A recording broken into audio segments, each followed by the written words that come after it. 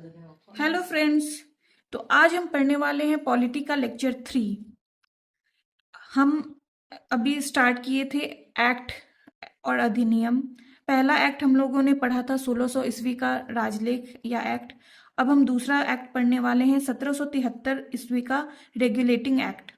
Regulating act बहुत important है exam view से। तो चलिए देखते हैं।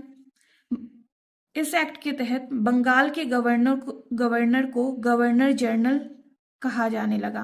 पहले बंगाल के गवर्नर को गवर्नर कहते थे और इस एक्ट के तहत बंगाल के गवर्नर को गवर्नर जनरल कहा जाने लगा।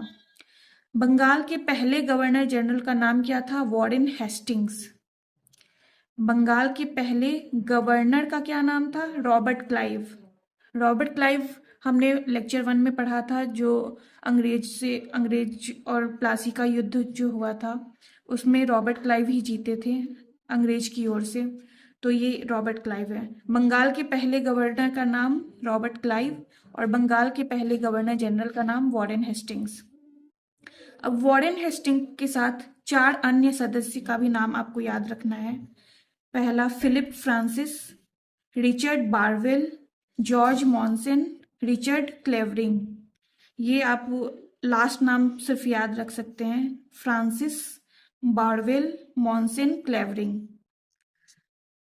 बम्बई एवं मद्रास प्रेसिडेंसी बंगाल के अधीन की गई थी। 1773 रेगुलेटिंग एक्ट के तहत बम्बई एवं मद्रास प्रेसिडेंसी बंगाल के अधीन हो गई थी और इसमें भारतीयों द्वारा उपहार रिश्वत पर प्रतिबंध लगा दिया गया था। भारतीयों द्वारा उपहार रिश्वत ये सब लेने पर प्रतिबंध लगा दिया गया था।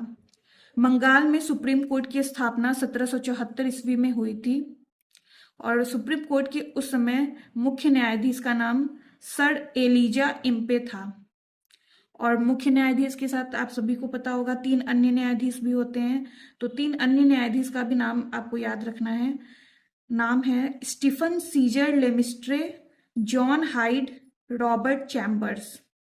इस तरह से आप पॉलिटी का मेरे शॉर्ट्स के जरिए आप इंपॉर्टेंट पॉइंट्स, लूसेंट के इंपॉर्टेंट पॉइंट्स जो भी हैं, इस तरह से आप नोट्स बना सकते हैं, स्क्रीनशॉट भी ले सकते हैं। और मेरे चैनल लूसेंट हैक्स को इसी तरह सब्सक्राइब कीजिए, कमेंट कीजिए, शेयर कीजिए और इस सीरीज में बने रहिए। Thank you.